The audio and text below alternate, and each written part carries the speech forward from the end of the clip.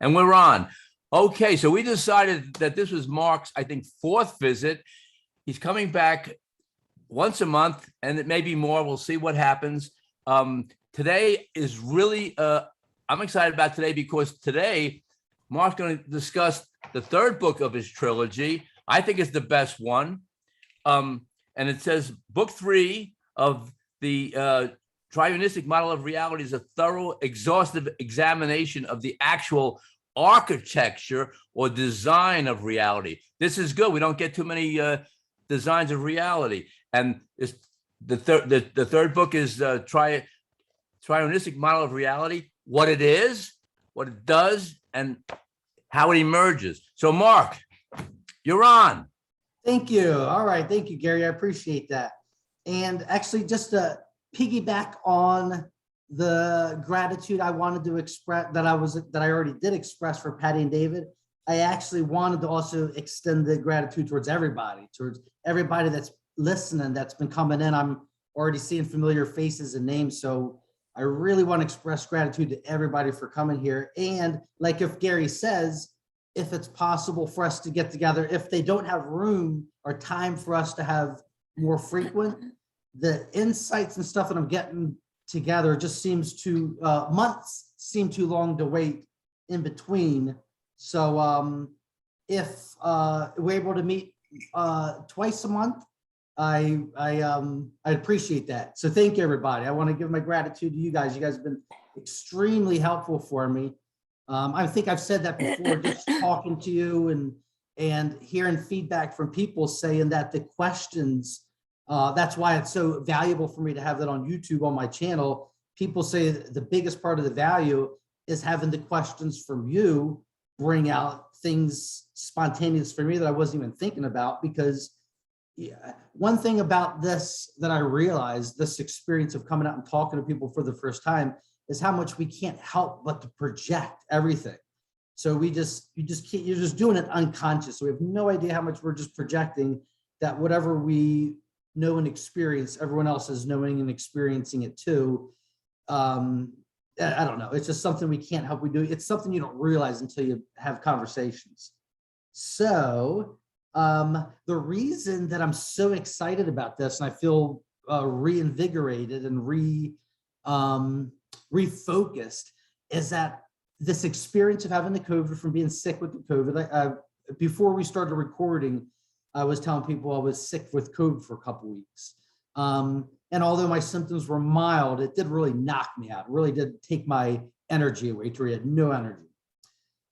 All right. So having gone through that, so through the depletion of your energy and then the restoration of your energy, and this whole cycle of being torn down and built back apart, just reminded me that the essence of everything that I've always been trying to share since 2002 is just one thing, and that one thing is that everything is perfect, that everything in the universe is perfect just the way it is already, not after we do anything to it, not if this happens or that, but as it actually is. Reality is the most perfect thing you could imagine.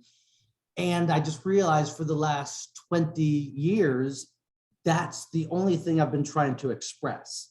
The whole book, the Triunistic model, the only reason I came up with that, because that is a tool, that is a device to demonstrate how everything is self-perfected. So what I think is important, though, is to bridge together everything that we've been talking about up until now, which has been the first 2 books. The first book was based on my experiences. The second book was based on the suffering, where the rubber meets the road, the actual human experience, the daily experience, the where the experience meets reality, your daily life.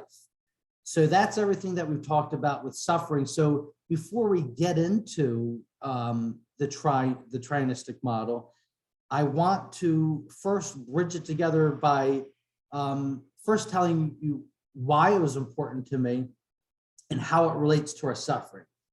So for me, the Triunistic model was necessary for me to really surrender. Anyone that listened to my previous talks, I was really stuck conceptually, mentally. I've heard all the teachers talk about how the universe is perfect, or everything is one.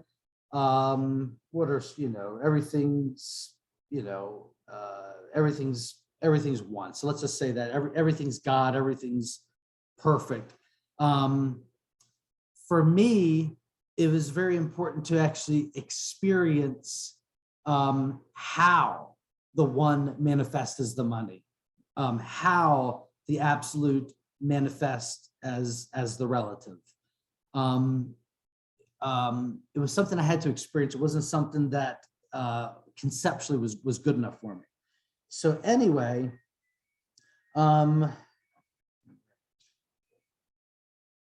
okay. Now the reason I'm saying all that is because once I start to talk about thank you. I'm seeing something. Would appreciate a definition of the first word in the new book title. Oh, triunistic. The word is triunistic. It basically, you're already familiar with some triunes. The Bible has the Trinity, between the Father, Son, and the Holy Ghost. In Buddhism, they use something called the Trikaya, which is the base, the path, and the fruit. So whoever asked the question of triunistic or triune, it's the inseparability of it's the relationship between three things that are inseparable from each other. It doesn't refer to any simple grouping of threes. It has to be a very specific relationship, and that specific relationship is it has to have a base, a path, and a fruit. So let's just take the book cover that Gary just put up.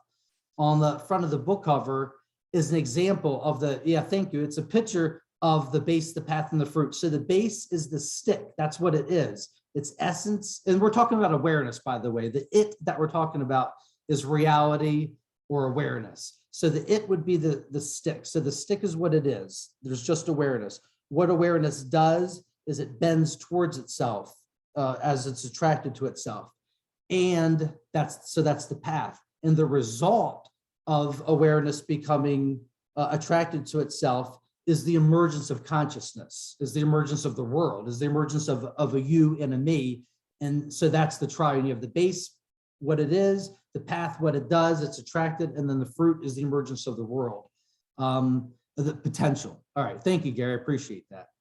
All right, so as you can see, just in that question, it all sounds very metaphysical. It all sounds conceptual. It doesn't sound like it really has anything to do with our life. So my purpose, my goal, everything I've been trying to do for 20 years is to take this insight, this actual realization, this insight, and bring it down to our daily experience. There's nothing that matters more than our daily experience. I never want to leave our daily experience. So even if we're talking about the triune, which we're going to be talking about, and by the way, it's going to take many, many, many talks to talk about it. This is not something that we're even going to, barely even get to today. Because like I said, I want to bring it down to our daily experience. And that's what I want to bridge together. All right. So, okay. So this is, let me just take a sip of water.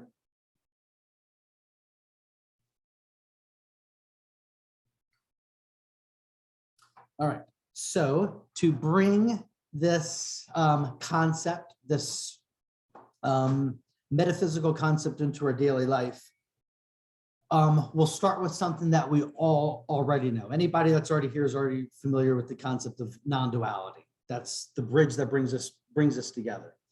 And I'm going to be alert for hand waves. If anybody has a hand wave, I am watching for that. Okay. So basically, so non-duality means not two, but not just not two, it also means not one, and it also means not zero. It's not just not two, but it's also not one, and it's not zero. And what I see 0 and 1 as, 0 would refer to the spacious aspect of aware space. So if all there is aware space, which we denoted with the stick, the space would be what it is. And then the aware part of aware space would be what it does. That's the active part. So when we look at the very foundation, the very ground of reality, all we have is aware space. But aware space is not just this one thing. It's not just two thing. It's the inseparability of awareness and space.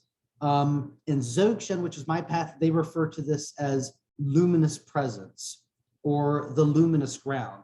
And the reason that they go that extra step in adding luminous to it is because traditionally, let's say in Zen, the emphasis is on the word emptiness, which is, again, the foundation of everything. But the word emptiness alone could be misleading because it sounds lifeless. But in reality, it's not just, emptiness is not just empty, it's actually clarity and emptiness. There is always a clarity and emptiness. And that's where you get the luminous ground from. So when you look at awareness in terms of not just simple emptiness, but the clarity and emptiness, you're seeing that even before there's two, there's an emergence from the inseparability of space and awareness. And again, that may sound conceptual, but everything that we say from here on out is going to be based on this very first original tension, is what I call it. This basic tension of just aware space. And the reason I refer to it as a tension is because in potential, before awareness is actually conscious, which is what we're all experiencing right now, we're all conscious because we're conscious of something. We're conscious of my words.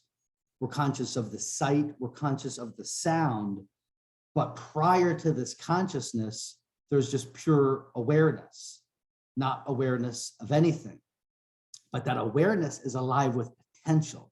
And that's the whole thing, is even though emptiness is empty beyond all descriptions, beyond any distinctions, beyond anything, it's potential. So there's an aliveness there. So that's the clarity.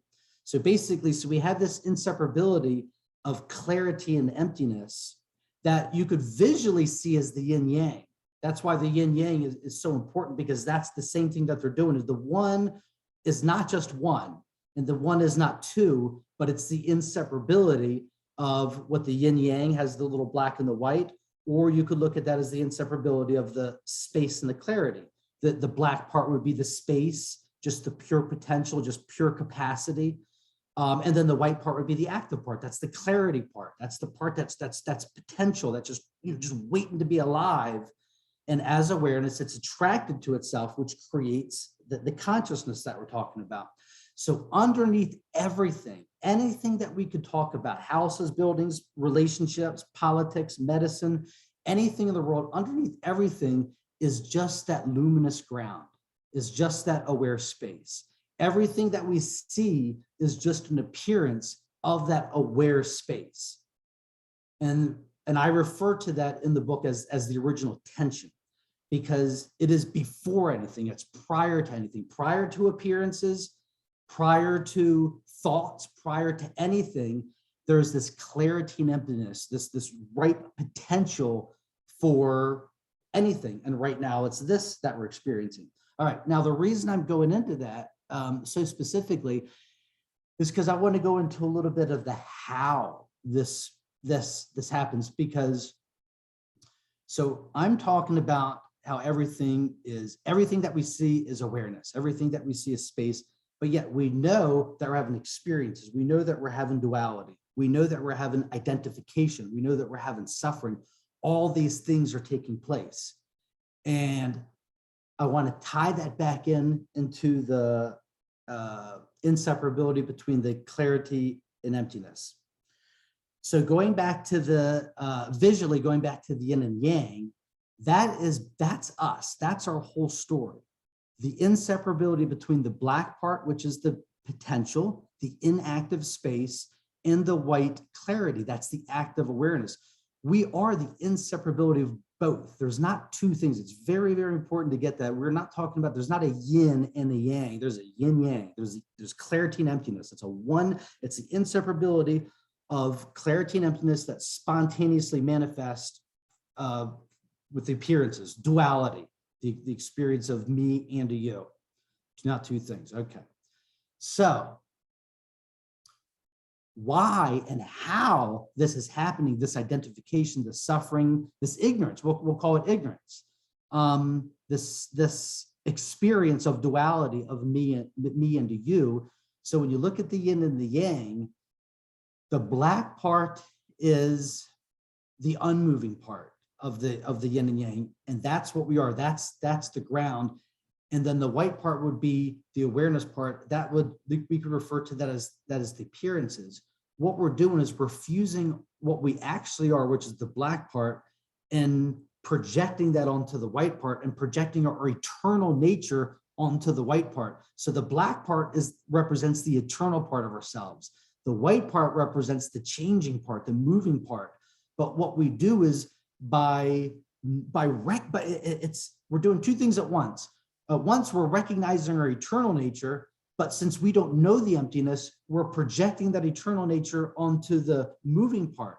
So we look at the world as if the world is eternal. We project our eternal nature onto the world, and we look at the world as if it's eternal. And so we hold on to it, we grasp it, we want it to treat it like it's eternal, like it's unchanging, but it's not. We know the world is wispy. We know that the world is in flux. We know that the world is constantly changing. But yet, because we are eternal, we can't help but to fuse and to project our eternal nature onto the white part, the appearances in front of us, what you're seeing in front of you.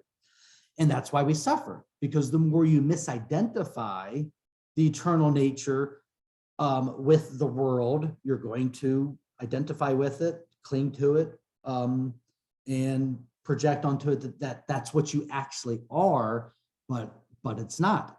So once again, and I want to keep doing this. I want to keep bringing back the reason I want to get into the Triunistic model and things like the clarity and emptiness is because this does have everything to do with our lives, everything to do with our experience of life, everything to do with your relationships, everything to do with your perception of the world, your relationship to the world.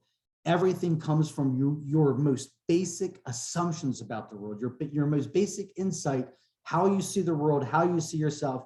That's the filter through which you're going to see everything, all of your relationships, everything. So what we're talking about is what I call just standing in the middle way. By abiding as your true nature, by taking notice of the black part, the emptiness, the void, the part that's behind you, the part that we're not aware of if we're following the still mind, the still world, if we're following that, when we do take our attention back to the still part, the unmoving part, when we cultivate that part, that's when we realize our choiceless awareness.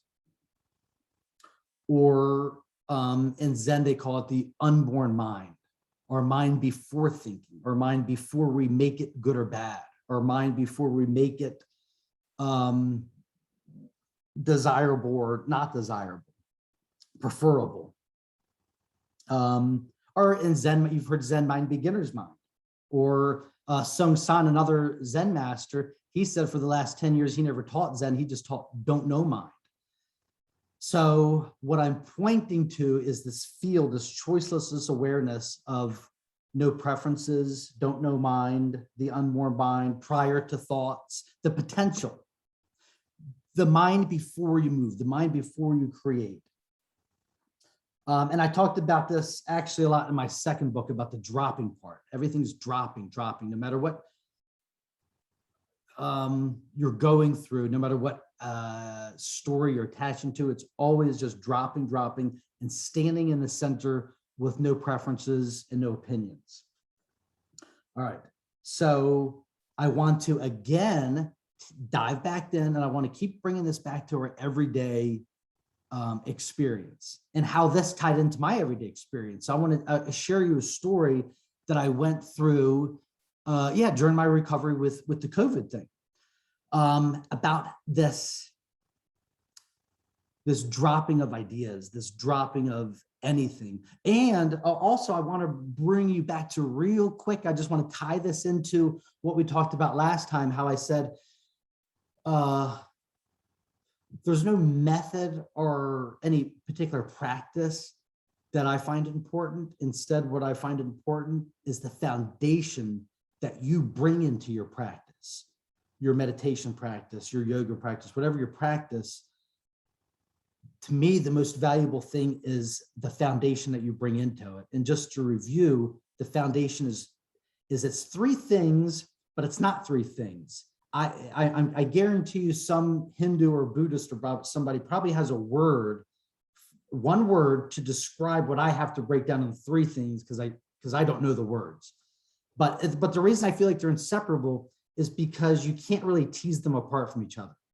But anyway, I'll talk about them as if they're three. But the three foundations that I feel like you have to bring into any practice, to your daily life, your daily experience, the minute you wake up and you form your world, you remember your world, and you bring up all the stories and recreate all the memories that you have to do that day. Before that,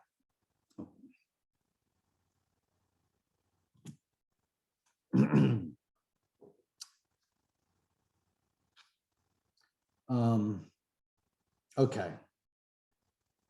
All right. So, oh yeah. So I want to tie this back into what we're talking about dropping everything. So prior to the, when I got sick with COVID, I work at a hospital, so we had to think about the vaccines. And I usually don't like to get the flu shot or anything like that. I don't even go to the doctor. I haven't been to the doctor in forever. I just don't go to the doctor. I don't do anything. So I really wasn't into the vaccine, not because of any conspiracy theories or anything, just because, I did know it was not FDA regulated and things like that. But I didn't put any thought into it. I just thought, I'm not the same way I treat everything. I'm just going to be spontaneous. I'm not going to make a decision, and the world will decide for me whether I get the vaccine or not. And as it turned out, I live in Florida, by the way, and Florida's like super lax with everything with COVID. They don't acknowledge the COVID. It's like it doesn't exist. So because of that, I never got the vaccine because it never came up. But at some point, my daughter was asking me about it. So I did do research. And when I started to do the research, it was a world of confusion when I started to look at it, because there's a guy named Brett Weinstein. I don't know if anybody's familiar with the what's called the dark web, but there's a lot of scientists that were, I'm getting some thumbs up. But anyway, I was getting a lot of what do you call it? Back and forth controversy between, in other words, I would hear one person speak and say, okay, that makes a lot of sense. Then I'd hear another scientist speak in the opposite, be like, oh, wow, that makes a lot of sense. And it just seemed like whoever I was listening to, it just seemed like it made a lot of sense, because all these people are very reasonable people. I wasn't listening to anybody that had a definite thing. Everybody was really splitting hairs and really getting into, really just debating the nature of science. That's what they were really doing, is they were debating the nature of science. But the whole thing just made me realize, I was like, we really just don't know anything. And scientists admit that. And that's why I really respect science and I value science, because it's about proving yourself wrong. And it's about leaving yourself open to being wrong and always having studies to prove yourself wrong. But anyway, it just was once again a reminder that, that we just don't know anything, and you can get caught into anything, and it becomes a belief. And if you become a belief, now you're taking a position.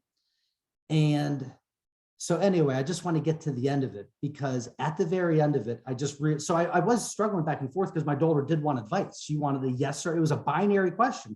Should I get the vaccine or not? And I couldn't give her one. I'll be honest with you. I just said, look, I did the research for it, and it just seems like we're damned if we do and we're damned if we don't. And we don't know. First of all, I just got COVID. We don't know the long-term effects of COVID. We have no idea if anything's going to happen to me 10 years from now. Same thing with the vaccines. For me, it's just like a big don't know. And you really have to go with your gut and your instinct and whatever. But the main point that I got, though, is it just doesn't matter.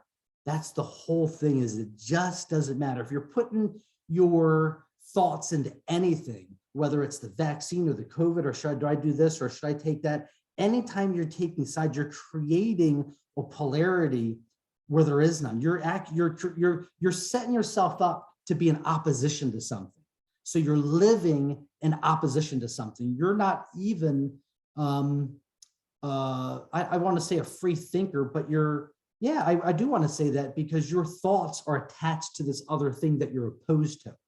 So it just reminded me of this, this position, once again, of not having any preferences, of not having any choices, and just trusting nature, trusting spontaneity, that the situation will arise, it'll present itself, and you're going to find yourself in that moment either taking this action or not taking that action, and neither one's right or wrong. The situation calls for itself, it'll present itself, and it'll lead you.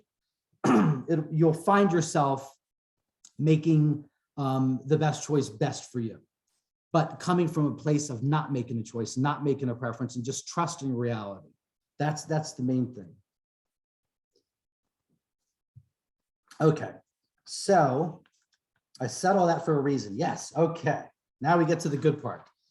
All right, so what I realized by this, as I'm doing the research in this, I'm noticing, first of all, one of the podcasts that I like is on the dark web is a guy I encourage everyone to look to. It's called Rebel Wisdom. Just look up on YouTube, Rebel Wisdom. It's a guy who, from what I could tell, I think he used to work for BBC.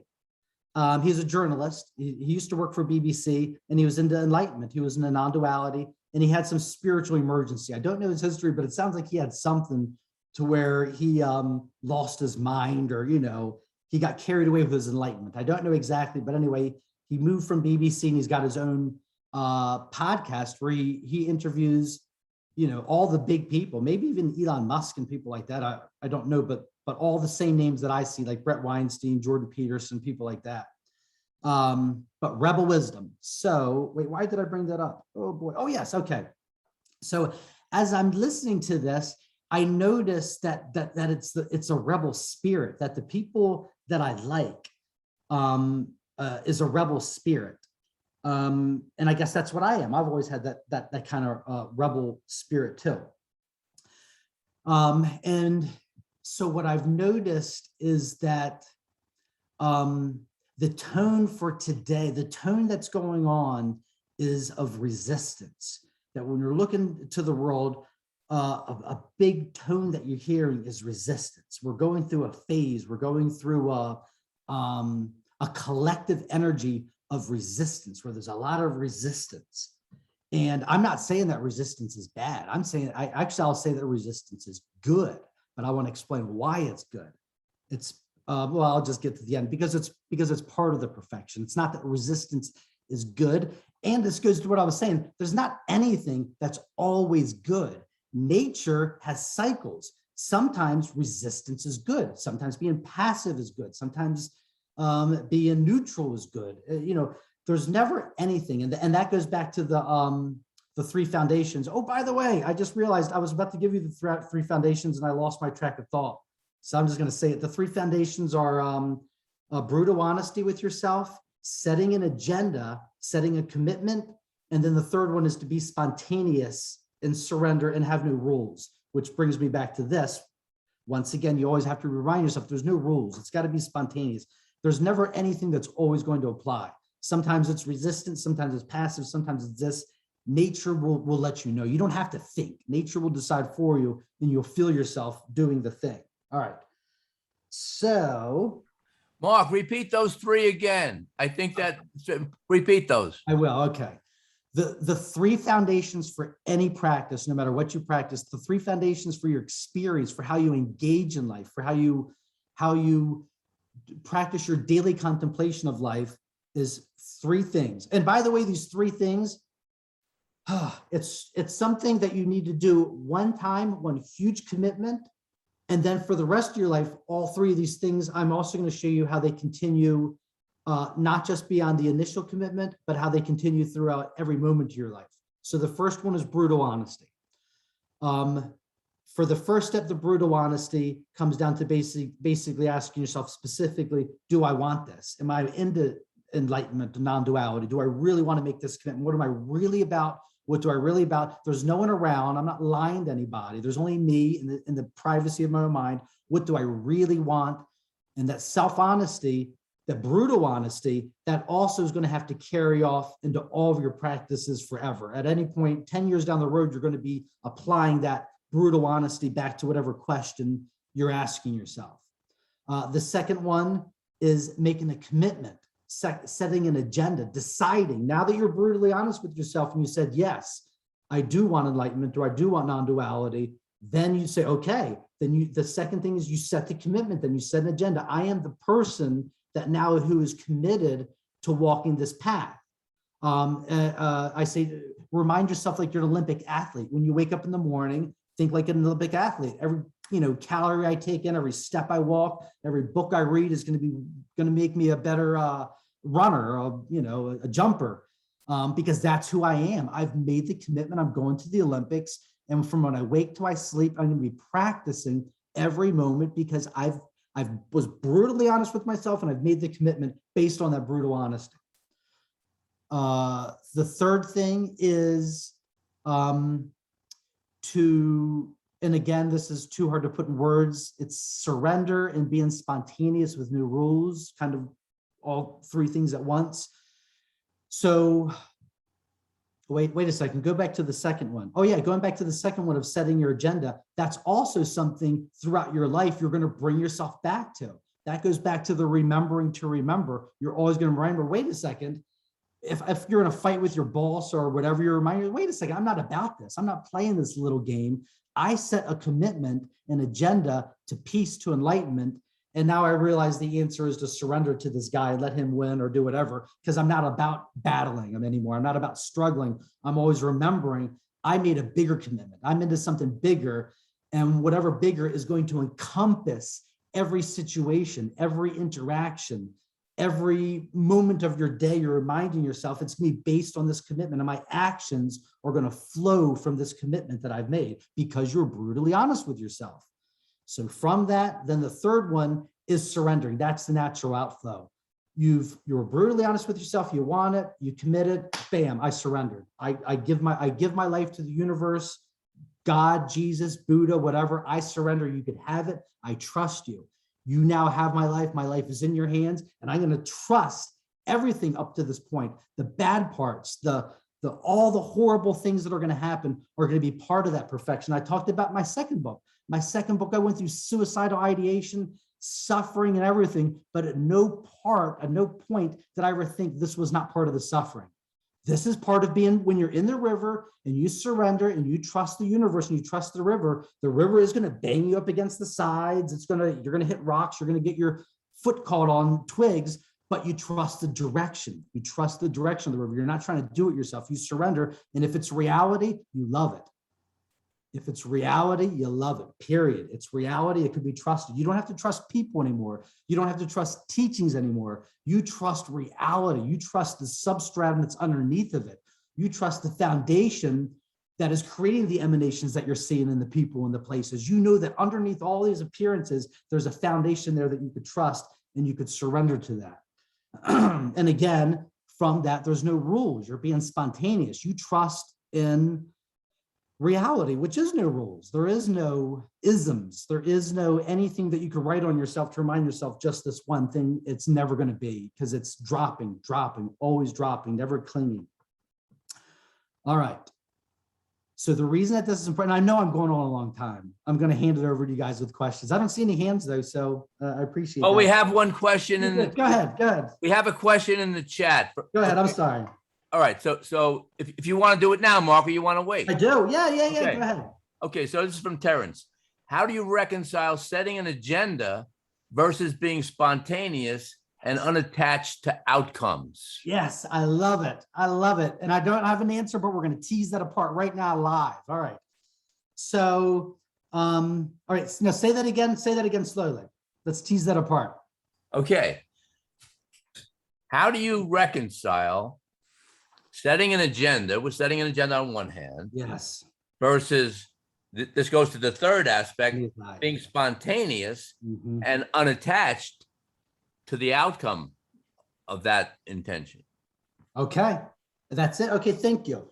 Well, definitely attached to the outcome right from the beginning. You don't want to do. If I alluded to that, then that was my fault. Definitely no attachment to outcome. Good point. Thank you, whoever, Terrence, for bringing that up.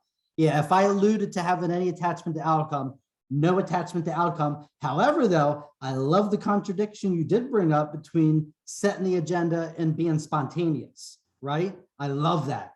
And sometimes, and life is a contradiction. So we may just have to leave that as a contradiction, but at least want to walk you through it so you could see the inseparability of the contradiction, if you will. All right. So setting the agenda is an insight. It's a spontaneous insight that's going to come from the first thing of you being brutally honest. So once again, this base path, this foundation that I'm talking about, this threeum, I'm probably another example of a base path and a fruit. So the base is the brutal honesty, just complete nakedness to the world. What do I want?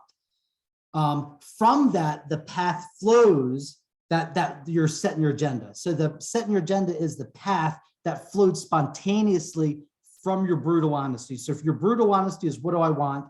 And in my example, I went with that in your brutal honesty, when you do it in the privacy of your mind, you came up with the answer, yes, I do want this. When I was brutally honest, I did decide that I do want this. So from that spontaneously, you commit yourself. You commit yourself. And that's what I mean by setting an agenda. And yes, the word agenda has all kinds of implications.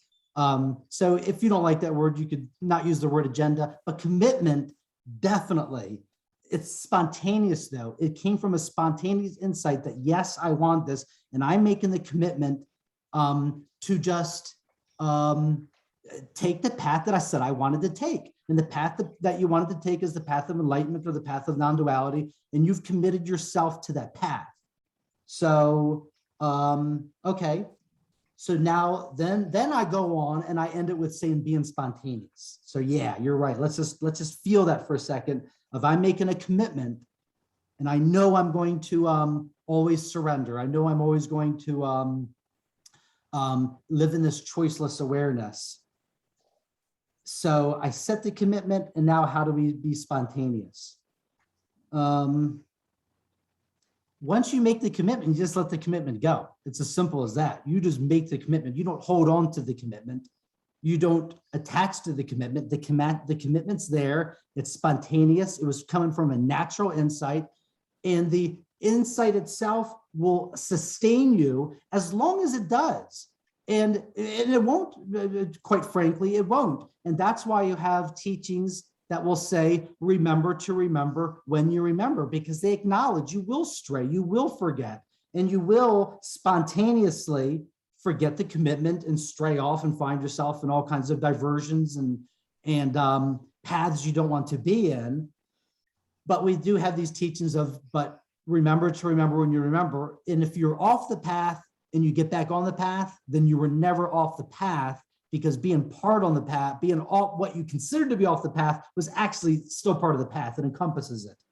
So, yeah. So let's go back to the being spontaneous and setting the agenda. You're right, they do sound contradictory, but I guess it comes back to that tension, that original tension that I'm talking about, to where you can, what do you call it? Not grasp, but not avoid. wu wei, I think is a word. It's a, in between that tension of grasping and avoiding. So I think we resolved that. So it's a spontaneous insight to commit yourself, and then you just drop the commitment because you're not walking around attached to the commitment, and remind yourself you're committed, you're committed. You know it, that was your insight. Boom, you go on, and then whatever comes up, and you watch how committed you are spontaneously. Did that answer your question, Terrence? Terrence? All right, I'll trust you Yes, then. I think so. It just seemed a little contradictory. Yeah. It just seems like agenda by definition means you want to go, you're attached to some outcome. You're right. And to be spontaneous and unattached. You're absolutely right, Terrence. Absolutely. So since you recognize that, I would not use the word agenda. You know what I mean? Okay, so let's take the word commitment. Does the word commitment feel like a contradiction to being spontaneous? Could you be committed and also be spontaneous? Right. Stop going in and out to go potty. I'm gonna go potty real quick. I'm not sure. I guess commitment seems also kind of opposite of spontaneity, because it does. Absolutely. You know what? You're absolutely right. It does. And maybe maybe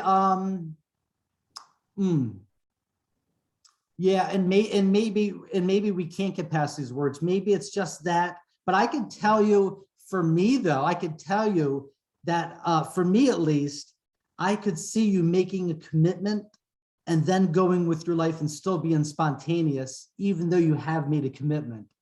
And you're right, if we really drill down to these words, you're probably right. It's probably a contradiction that we can't. But let's think about how you feel. Let's think about, let's go a little bit past the words.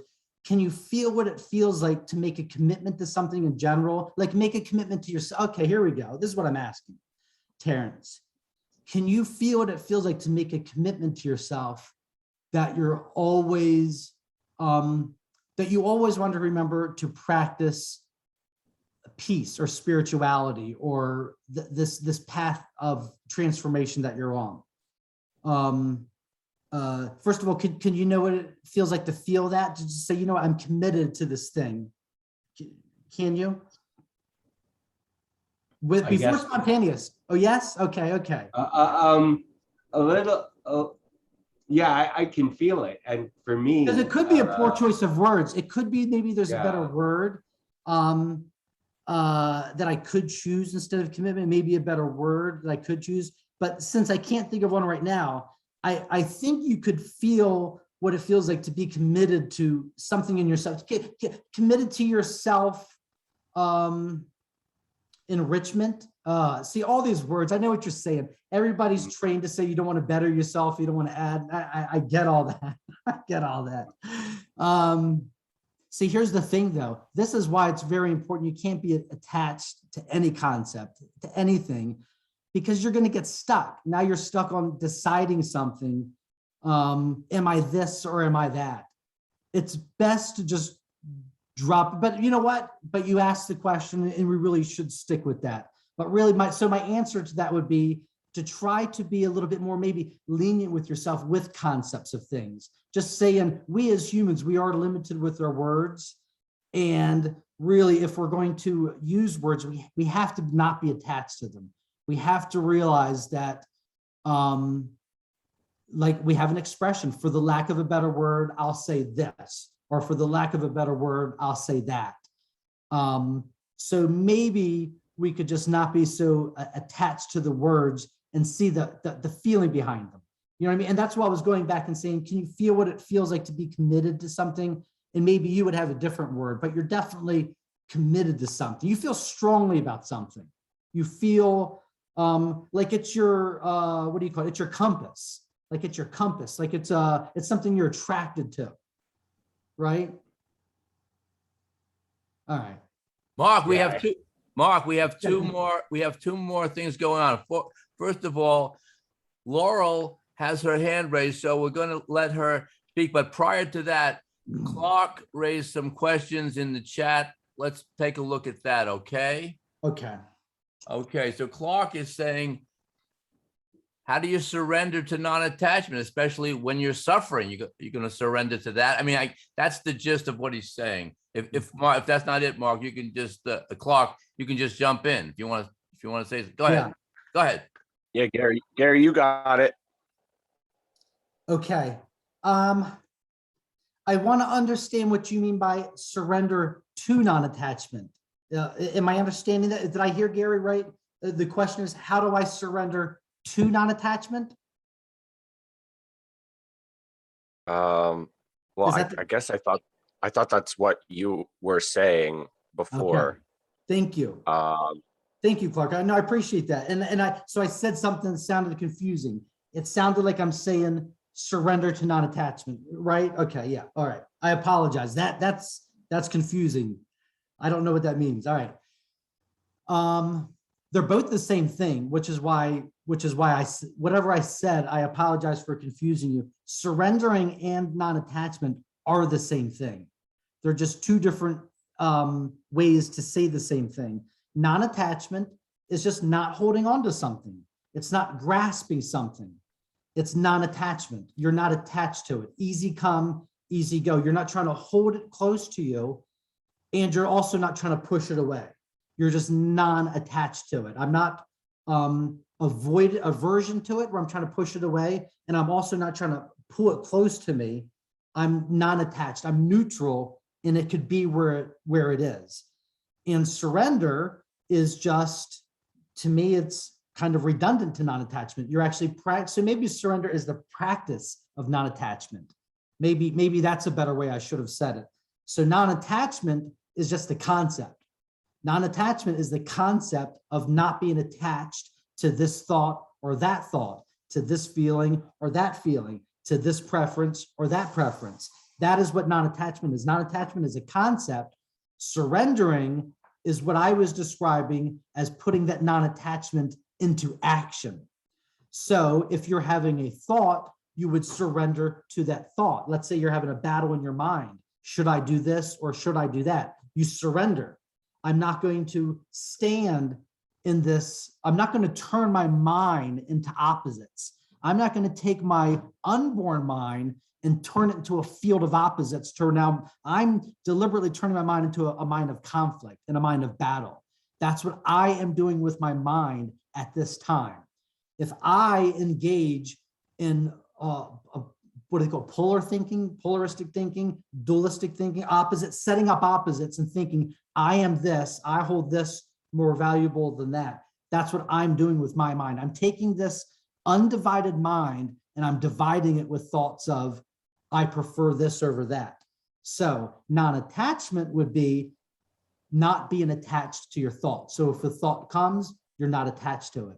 You don't have the thought, oh, I shouldn't have that thought, that's bad. No, the thought is perfect. It's arising. Watch it. It's going to leave.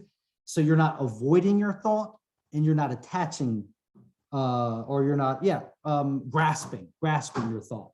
And so non-attachment is the concept of so surrendering would just be putting that into practice. Like I said, it could be in your own mind. You could be having an internal struggle between two things. And you just remind yourself, I committed myself to not being struggling and holding up, internal struggles inside my mind. And I'm going to surrender to my mind. I'm going to surrender to the battle that's taking place. I'm not going to continue this battle because it takes you to continue it. If that's where you're putting your focus, that's what's going to grow, where you put your attention. So yeah, I hope that answers your question. So surrendering would be the action of non-attachment. Does that answer your question, Clark? Yeah, but I don't necessarily agree that where you put your attention is going to necessarily grow. It might temporarily exacerbate something, but if you're putting your awareness on something Temporarily, really I like intently, yeah, but if you're putting your awareness on something, you're giving it that awareness, that reality of things, and I find when I'm really aware of what I'm doing, really, really aware, and not caught in the river, observing the river, then I can see a freedom from it. Yes. But but I can say for sure that if there's a certain tending to it in terms of like a less I guess it's the difference between zooming out on a problem or being like really identified with it. Yeah. I think that distinction must be made. Yeah. I like that. A Um, wider perspective. A wider perspective. Yes.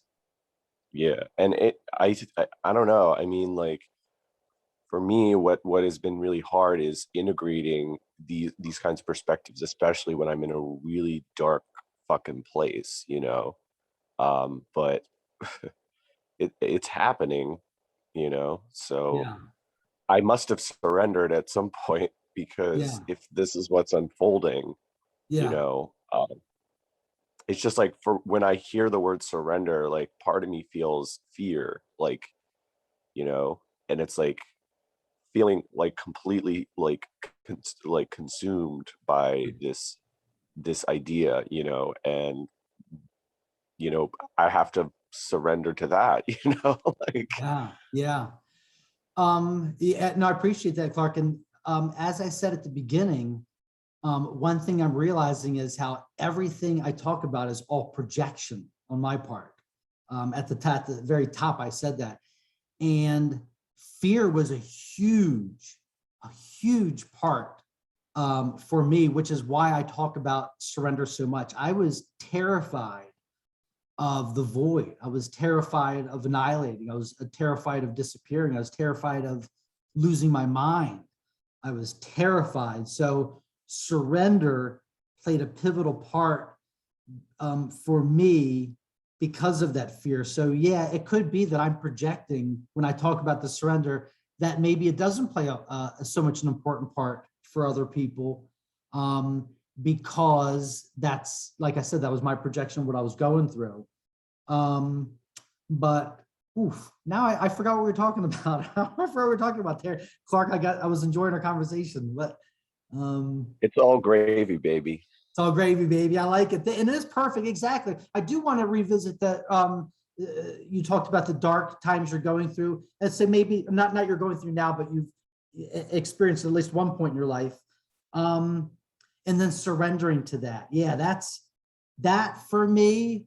I feel like for me was the most valuable thing that I ever went through. And actually I was just reading something on a story of, I don't forget, some Buddha or something like that. And after he enlightened, he went through all these hells and these demons were attacking him. He had to go through all these hells.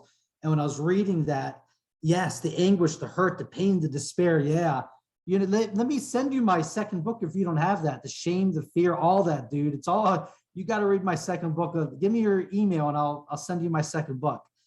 All that's, I hate to say that, but that is part of the perfection. Actually, let me go on because I want to get into that. I want to tie all that into the perfection, the pain, the despair, the most horrible things. I mean, I don't know if you've looked at my first book, but I've already said, things like Hitler, even Hitler. So say that the whole universe is perfect. Yes, I'm taking Hitler into consideration. I'm taking the mass genocides, all the horrible things into consideration, and still say that the universe is perfect. And then after that, then I experienced my own hells that I detailed in book 2, suicidal ideation, the horrible, darkest things. But what I want to do, and that's this thing I've been excited to get to, is to tie that in to show that, yes, that is actually still part of the perfection. And that's what I want to talk about now. So let's get into that. All right. Wait, was there another question before I get into that? Yeah, Mark. Laurel's been kind of waiting in the wings. Go ahead, So Laurel. Well, hello. I'm rather ambivalent because if I share my questions, it takes you off track. No, I got a paper here. I'll be on track. Okay, well, if there's time enough. So in terms of the word surrender and the fear that evokes, I looked once, I realized with the word letting go, there's sort of two images, like I'm holding on to a cliff and I'm gonna let go. and that's terrifying. But the other thing that letting go evokes for me is allowing the flow to go instead of damming the river, which dams me simultaneously. So that's one thing I wanted to share. Another thing in terms of language about an agenda, I think when you use the word compass, that for me is a more accurate term. It's an intention. And I look at an intention as an energy, a tension we're putting into the web of life. And that is based on our values and where we want this river to carry us. And there is no contradiction to spontaneity, because then you're on automatic pilot, because you've got that compass working for you so you can be in the moment. In terms also of letting go, I recently was introduced in one of the meetups to Ralph, who studied with Lester Levinson, and he has his Friday meetup from 9 to 10 or something, which is all about, can you let it go? Can you let this thing you're holding on to so tightly go? And in that is the freedom which allows the flow to carry you, along the path of your intention. And then finally, what I wanted to say in terms of the source of our suffering is projecting our sense of eternality onto the outer world. I don't feel like that ever really happened for me. It's always looked like stage sets and Tinker Toy towns. Good for you. Good, God bless you. But that doesn't mean I haven't suffered incredibly, but it wasn't from attachment to this world. It was from the psycho-spiritual mind fuck I went through early on. Yeah. It's funny you say that. I use the analogy, if people just want to think that just saying the universe is an illusion and think that's the answer to all your prayers, I always point back to Alice in Wonderland. She knew she was an illusion, but you think she was having fun when she was being chased by the queen with the goddamn axe who's trying to chop off her head? She knew it's a dream, right? But still, it's scary. She was in the dream. It was horrifying. At the end, she was like, no more nonsense. Get me out of here. She knew it was an illusion, but it doesn't matter. If you're suffering, you got a queen chasing after you in your dream, illusion or illusion, it's an appearance of an axe coming after me. I'm scared.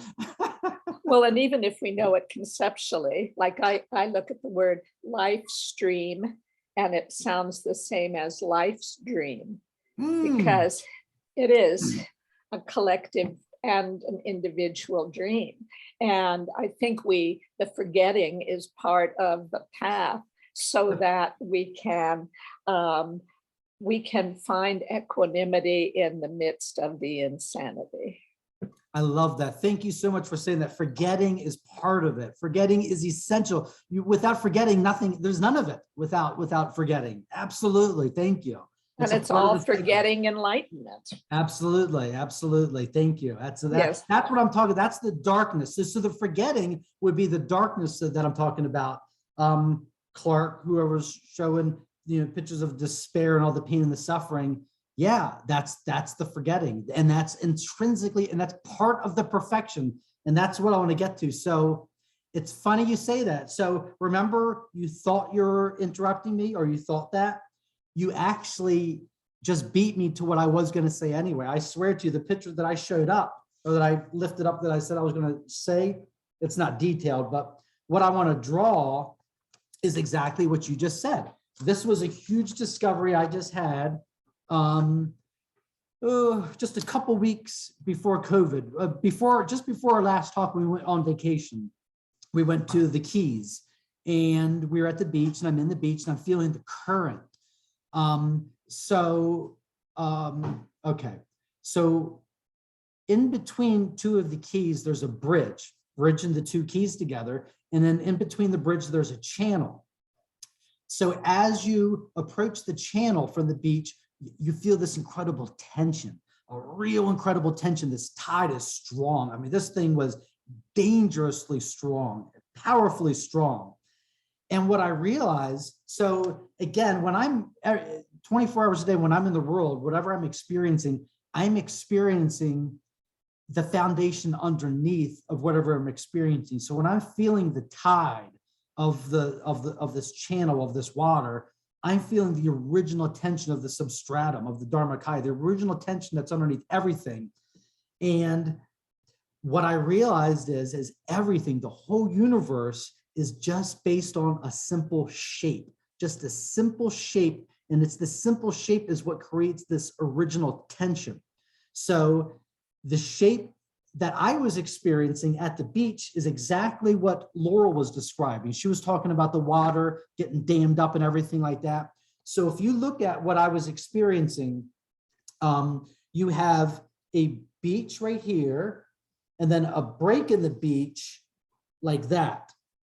Okay, and that's because that's where the bridge is, by the way. I don't want to draw over because I want to leave that gap there. But the reason they have that gap there is for a bridge so boats could get between. So they dig out this channel and build a bridge so you can go, but your experience is on the beach. So you're sitting here on the beach, and then you're sitting here on the beach. But if you go in between here, which I did, you feel an incredible tension, a powerful tension.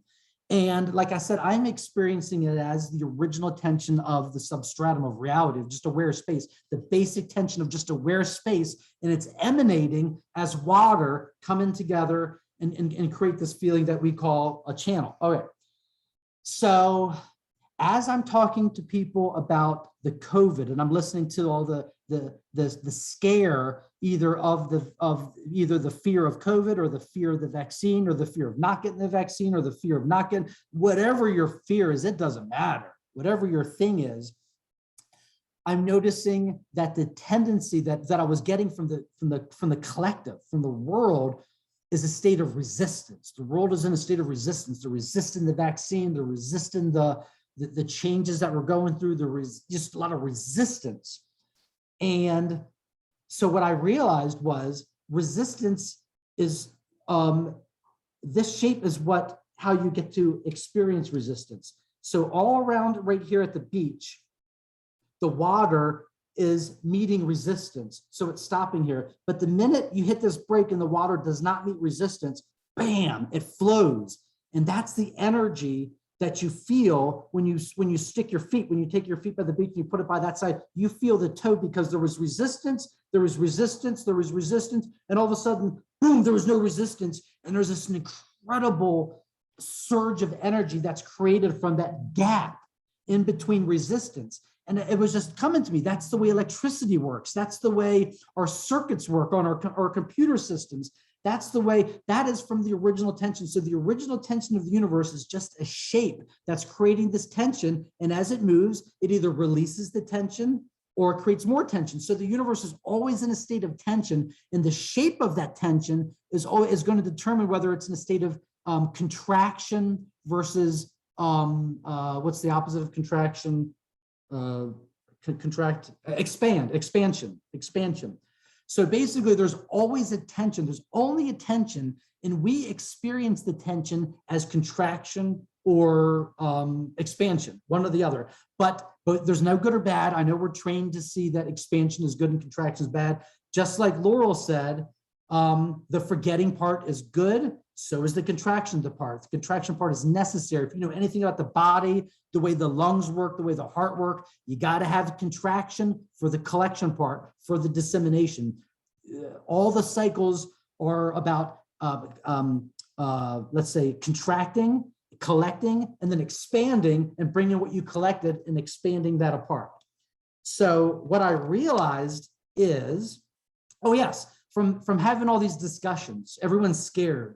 So basically, there is an idea where there's a plot that if we take the vaccine, it's going to end the world, we're all going to die. Or maybe if we don't take the vaccine, we're all going to die.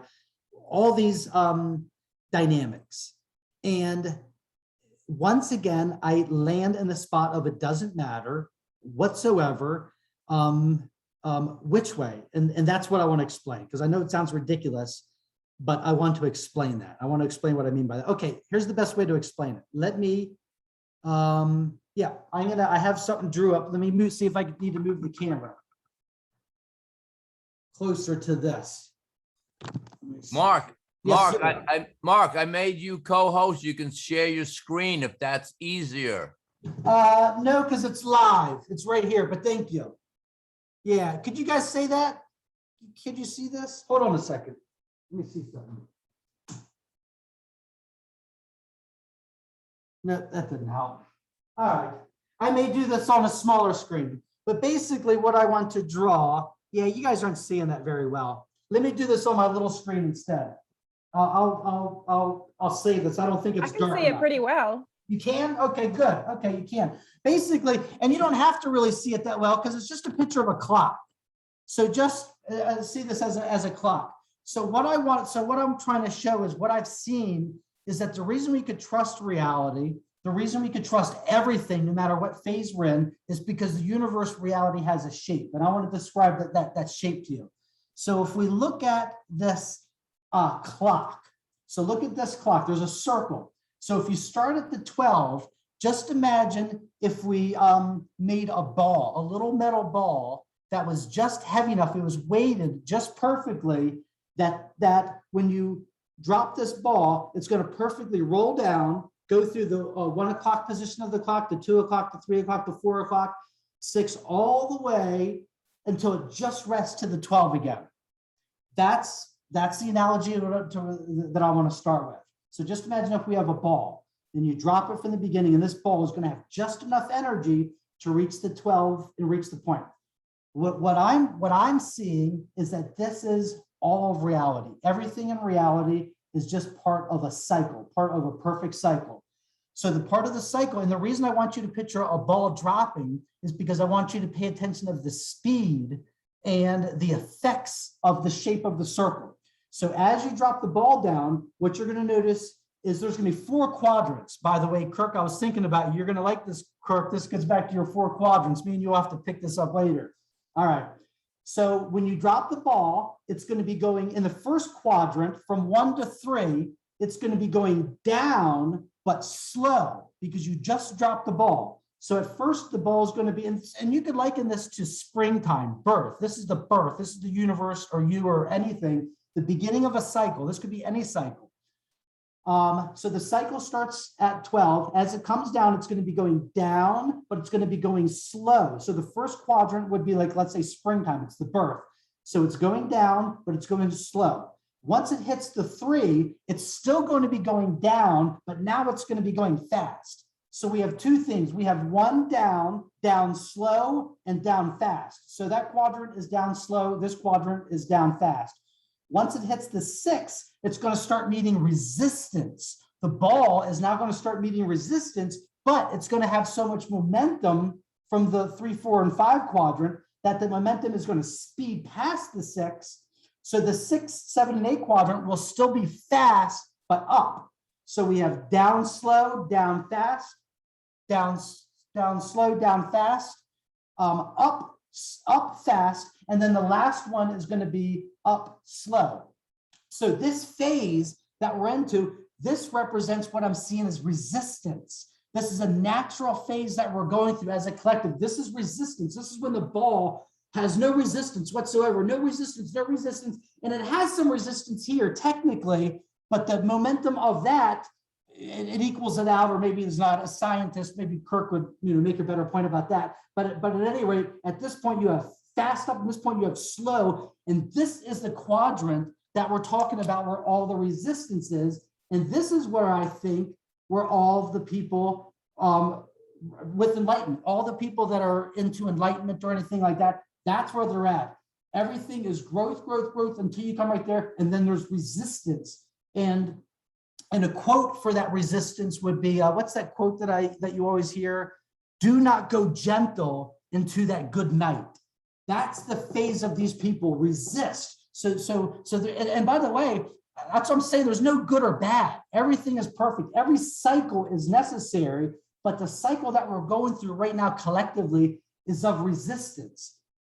Collectively, and that's why we're having all this thing of rebellion, and I'm not going to do it, or I don't want to do it, and naturally we're just at a phase where resistance is the word of the day, and that's probably why I'm so attracted to talking about surrendering, because surrendering is what happens at the tippy top of the resistance.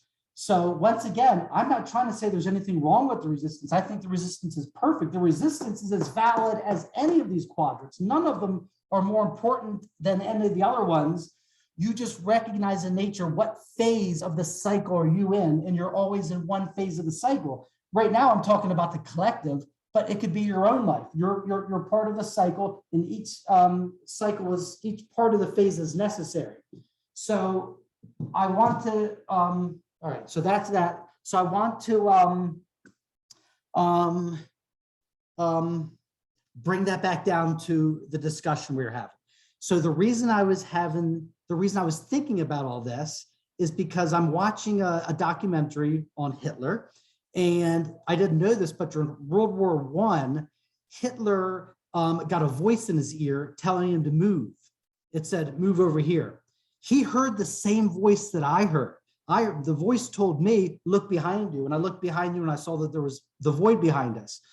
But a voice, a disembodied voice told Hitler to move. Hitler moved and he was spared. And then a bomb went off and the bomb would have killed him. But reality moved Hitler out of the way so it could have Hitler to perform the function that Hitler had to perform, which is the horrible thing that we saw. But that was an important part of reality that reality had to have to get to where we are right now.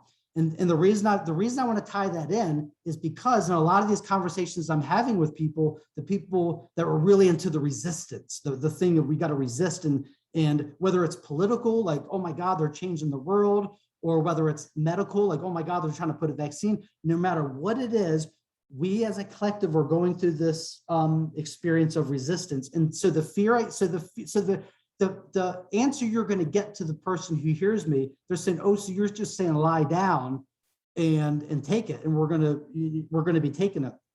And instead we should resist. So basically, what I just realized is it all comes down from a very, very basic insight of how you see the world. And I've noticed the planet as a collective, it always comes back to the story that I only know the story of good and evil from Christianity. I don't know if anybody knows my history. I was born in a non-practicing Jewish family, so I don't know anything about religion, but I do know, obviously, in Christianity, there's a huge battle between good and evil. So what I just realized is what all this comes down to, and the reason I'm so big into surrender, the reason I'm so big into trust and so big into surrender, let's just say, is because I notice that as a collective, there's a huge, deep thought underneath. And like I said, it's probably mainly the Christian thing, is that there is something, I don't want to say wrong with the universe, but we could be in danger. If a decision is made the wrong way, we could be screwed. That there's a force behind something, and that if something goes wrong, we could be screwed. You could call it Satan, you could call it whatever, you could call it, anything you want. But there's an underlying belief with some that if we don't do things right, evil could take over and bad things are going to happen and all these horrible things are going to happen. All right. My point is, maybe this is what I was saying to the person, maybe they're right. Let's just take this, let's just go back to this COVID thing, since it's a real thing. So there seems to be two things, two possibilities. Well, let's just stick with two possibilities. One of them, so they're saying that, so the conspiracy theory is that they're trying to kill us. They're trying to wipe out the population. So either two things, or not just, actually, it's not just that. It's a whole thing of putting silicone in us for the future. So if anyone that follows technology, there is a lot of technology now where they're starting to want to inject us with silicone and robotics and things like that. We are advancing scientifically. So because of that, we're entering into a whole new phase. And part of this mRNA vaccine is part of this genetic recoding. So the fear is that we're going to be taken over and that something bad's going to happen. And my whole point is, even if they're right, let's just say, give all of the speculations right, that if there is an evil force that's taking us over and they're tricking us, and we all take this stuff and we're all going to be under.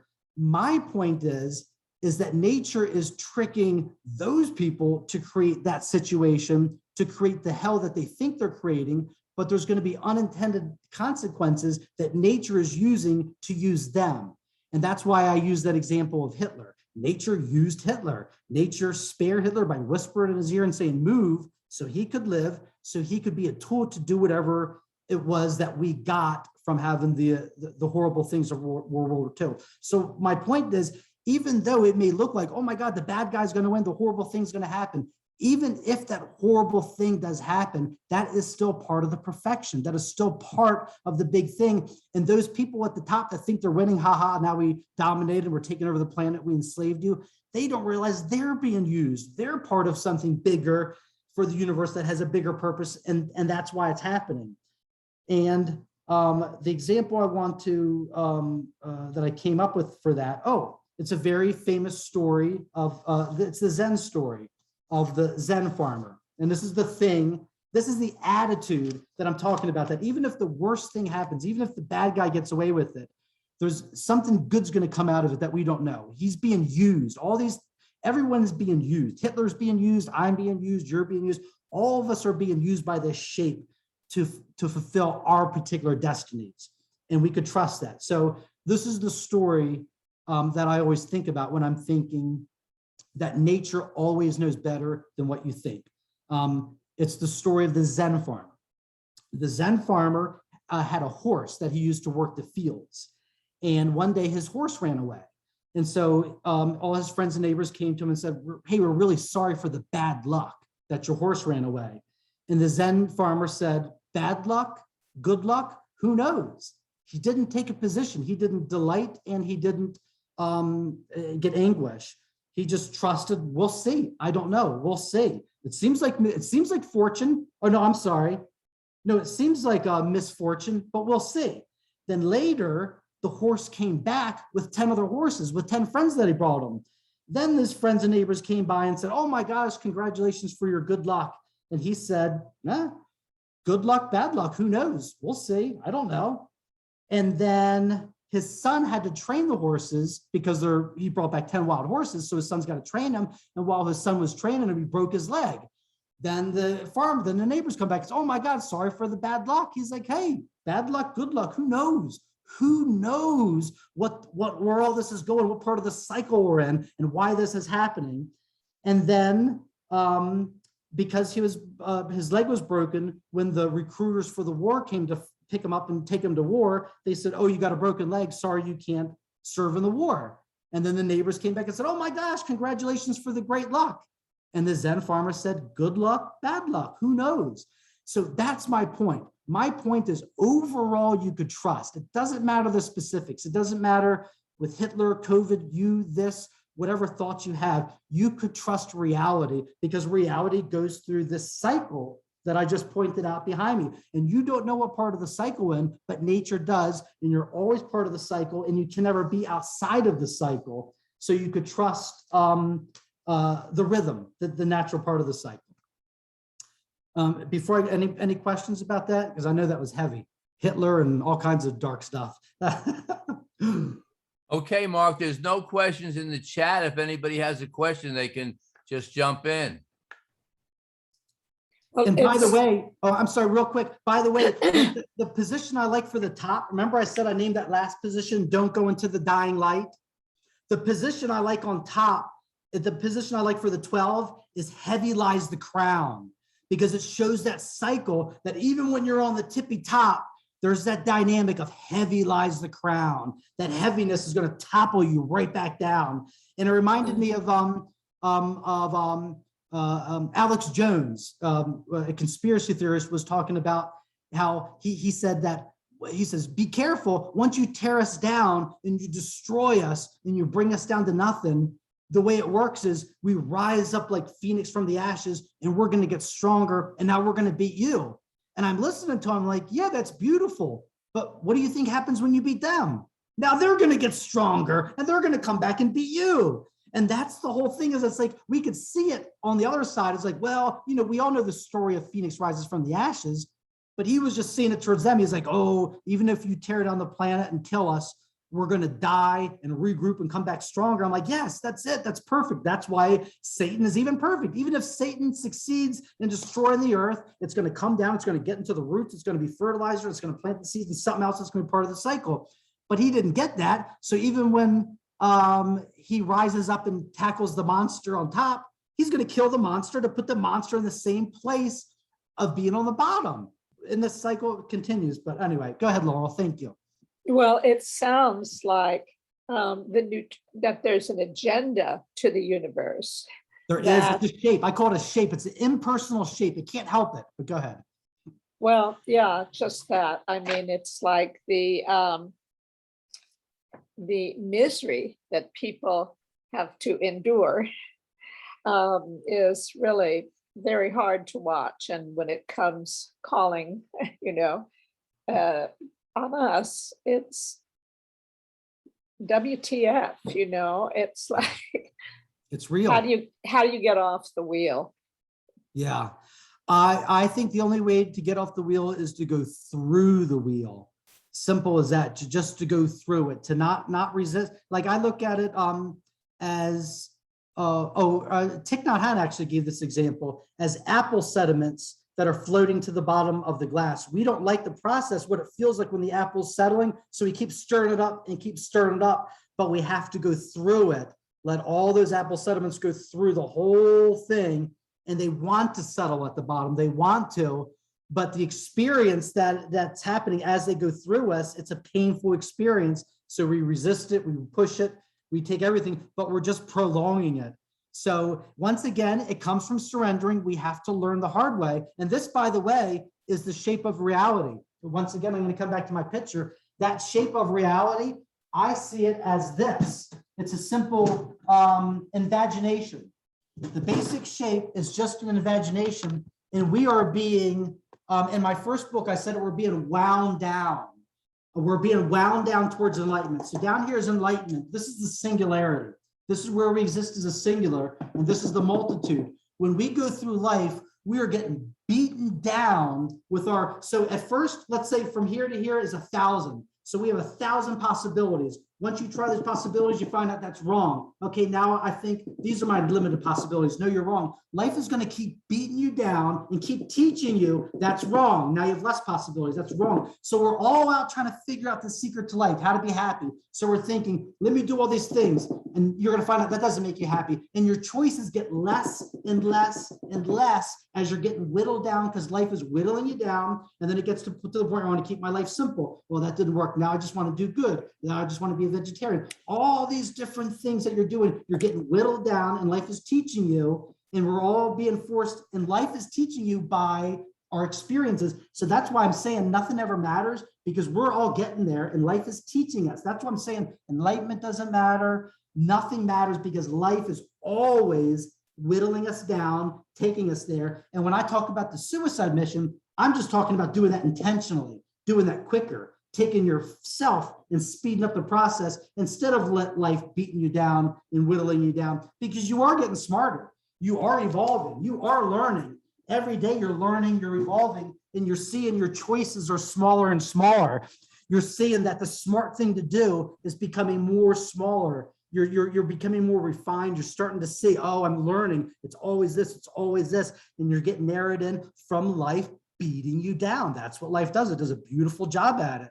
And the only thing that I ever talk about is just speeding that up, recognizing it and going with it, right? And saying, yeah, I'm all about it. Well, my shape for reality is, you have a V, I have an X. And the V is spirit coming into matter, and the A without the cross that creates the X is matter rising up to meet it. And we exist at the nexus of this X. And our word for that is existence, or X is tense. I love it. I love it, Laura. I got to say something. That's beautiful. I got to share you something. I actually came up with something similar, but I didn't think of it as an X. All right. So you're familiar with my thing of saying the whole universe is just a flat thing and then it folds, right? Are you familiar with that? Okay. So this is what, okay. Well, that's my idea. My whole idea is that all there is awareness. and awareness has no choice but it bends to become attracted to itself by the nature of awareness. So that's how you get duality. Hey, how you doing over there? Good, fine. All right, but listen to this. This is a huge epiphany I just had the other day, and it's your ex. So I'm always thinking that here's life and I bend. I love to show that thing. But what I was saying is, so remember before I was saying that I see that life is like this, that the reality is a V.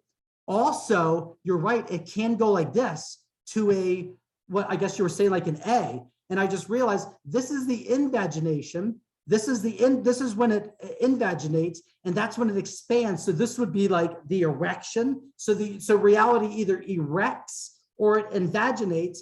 And what I'm saying, I think it's in a state of pulse where it's going like this constantly. And that's why you see the X, because it's both at the same time.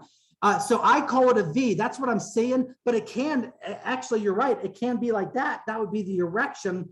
But for some reason, what I'm always seeing is the V. But I think in reality, it's probably vibrating like this, like a magnet. You got like that, and that's why you have the X, because if you look at it, it's an X, but in reality, it's just a flat line moving so fast. If you stared at it, it would look like an X, but really it's just a flat line flapping its wings.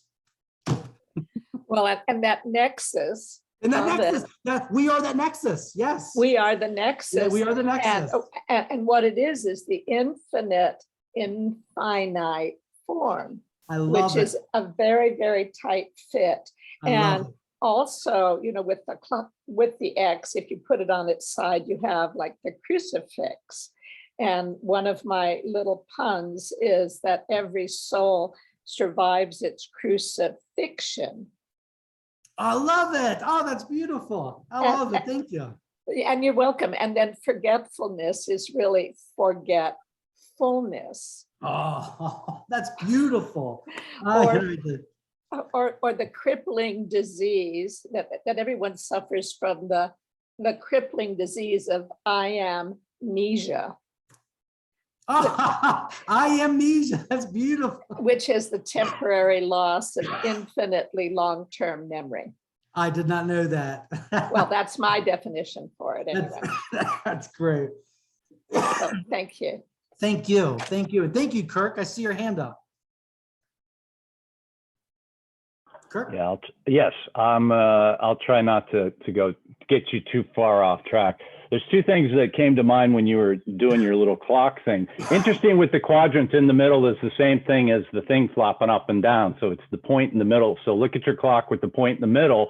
But the thing that you said that I was like, that's interesting. The counterforce is something that you can't really see.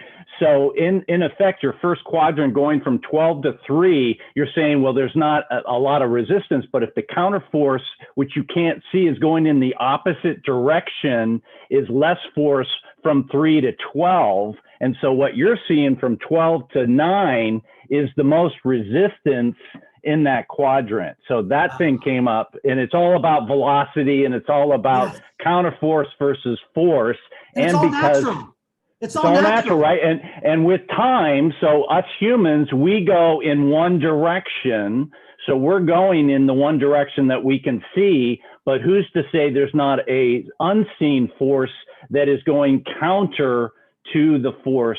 And so that's all I'm going to say, and we can have another discussion, and we'll get into shit like that. Thank you, Kirk. I look forward to that. And by the way, that last thing you said, I think that's why, I don't know if it's me or if it's just the collective, but that's why I'll just tell you, everything that I see is always in this pattern. Like I see, it's always a funneling, it's always a black hole. And so I was thinking, because this is also the opposite. So I was just wondering, is that just my particular thing where I see it that? Or is it maybe we're in a collective, like in a state of involution versus evolution? And maybe this is just where we're at as involution. And maybe this is, that dynamic is nothing any of us know. I don't know, but thank you, Kurt.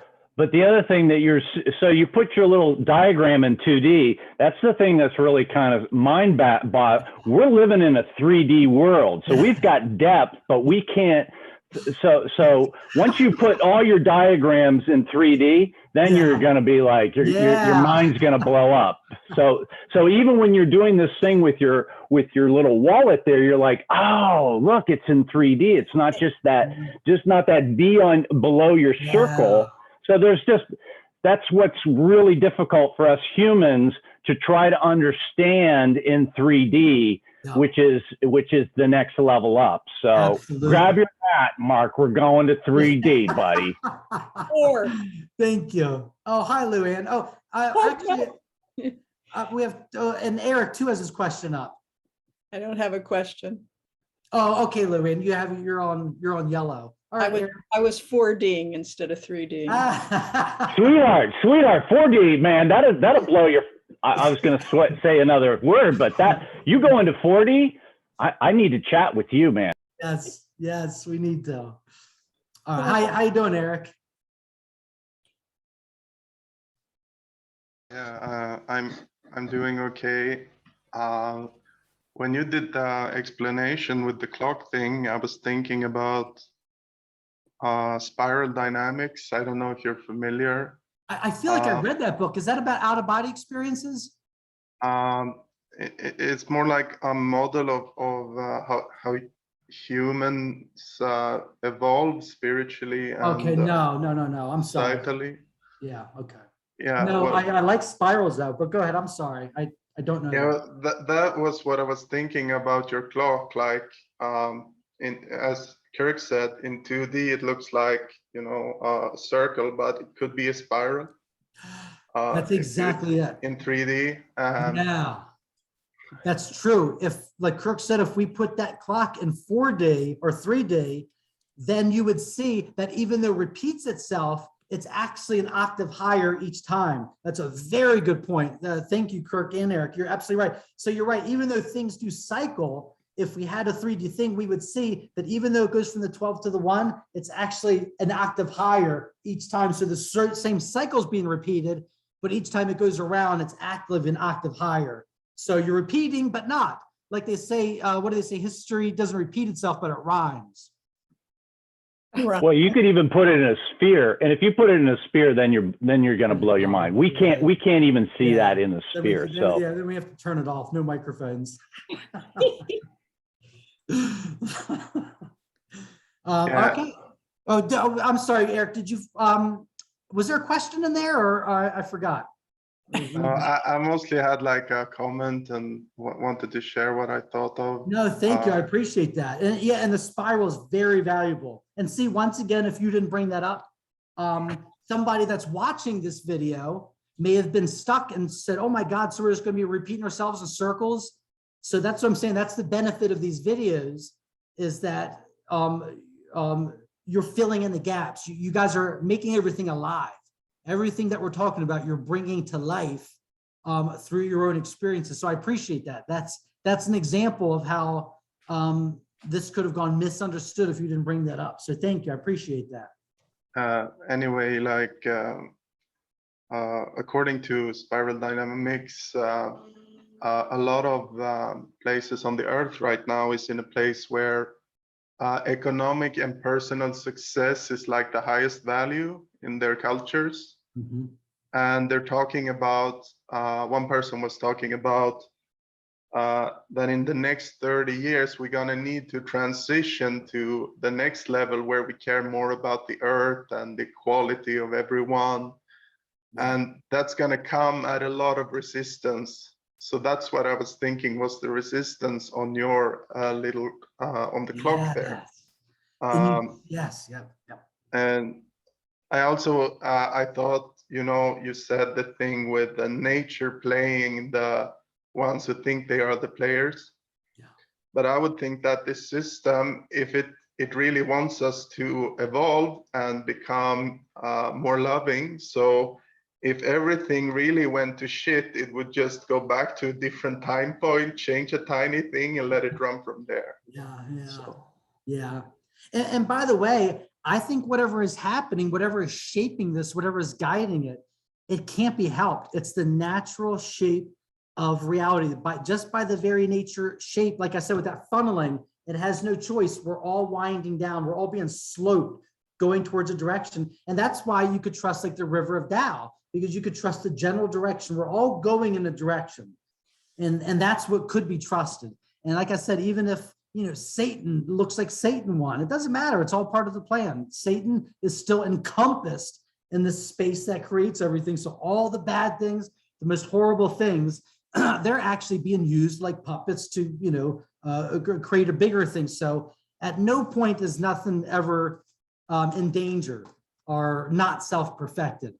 Hi, Nigel. How you doing? Fine, great, really interesting.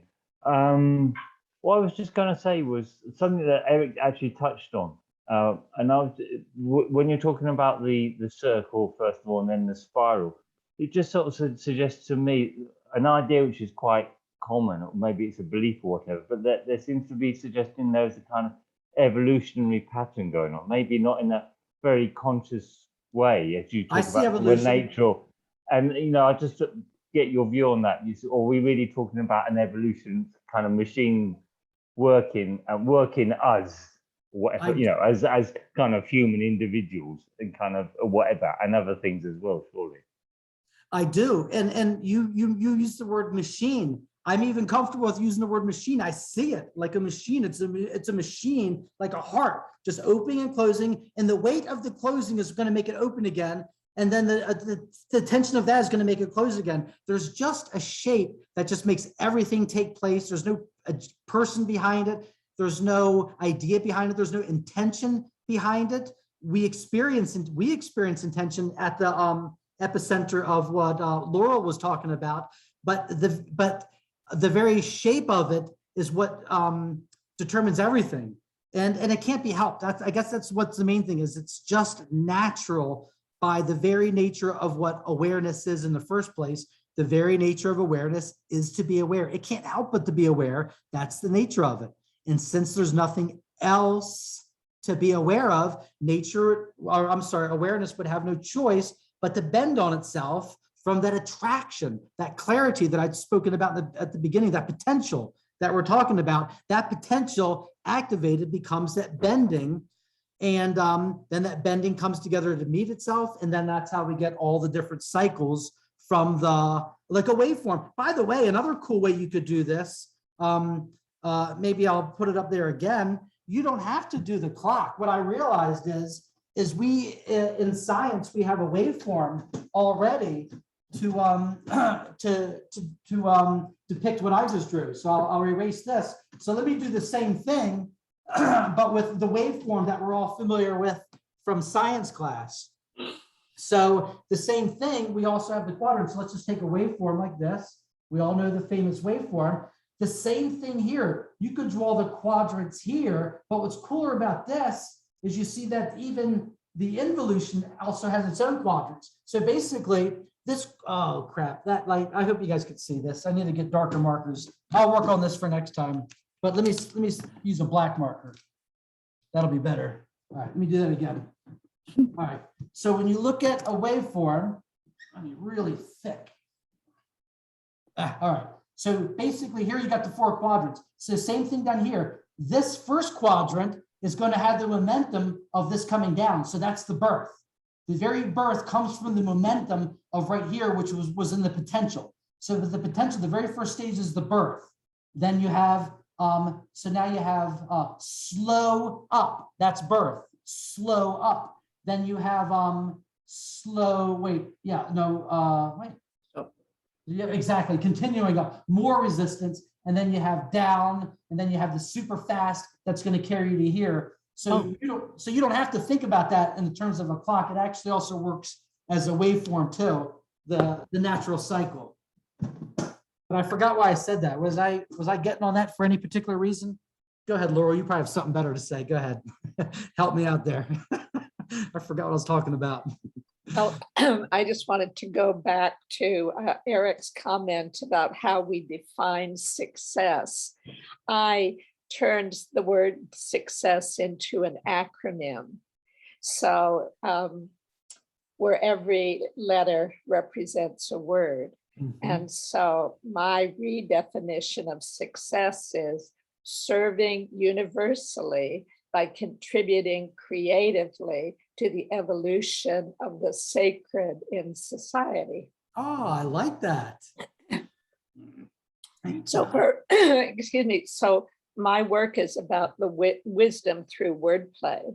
And I have a website, wordmagicglobal.com.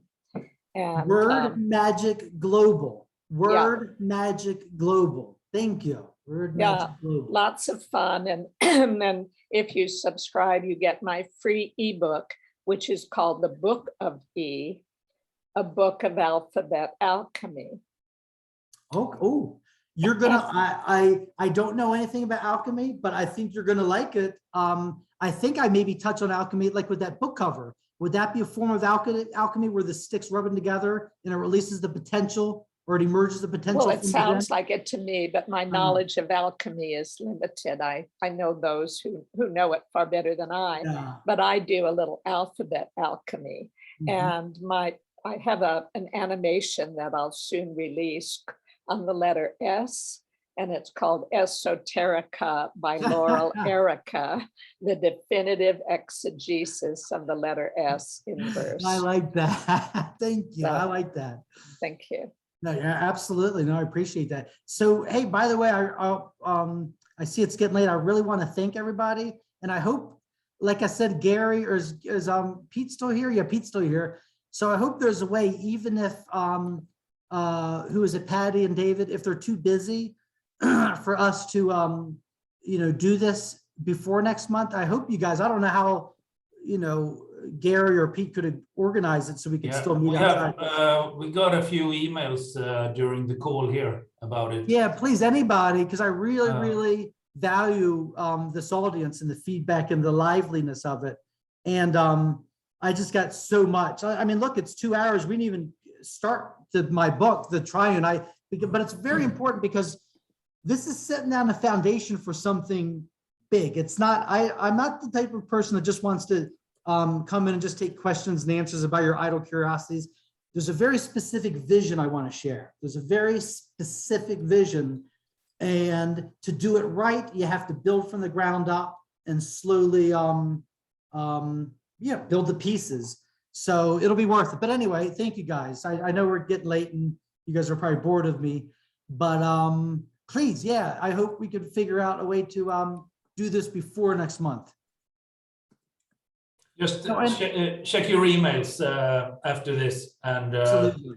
so they've been talking about it while you were talking here, basically. Good, thank you. I appreciate it. Any questions? Because I think that's a good place to end this. I think we got the gist of it. Thank you. So much fun. Really. Oh, thank appreciate you. it. No, thank you guys. You guys made it fun. You guys were the one that brought it to life for me. So I really appreciate that. And hopefully we'll see you guys in a couple weeks. So thank you again, guys. Bye-bye. Happy Sunday. Thank you so Bye-bye. much. Bye. Yeah, thanks. That's wonderful. Thank you. Thank you. Thank you.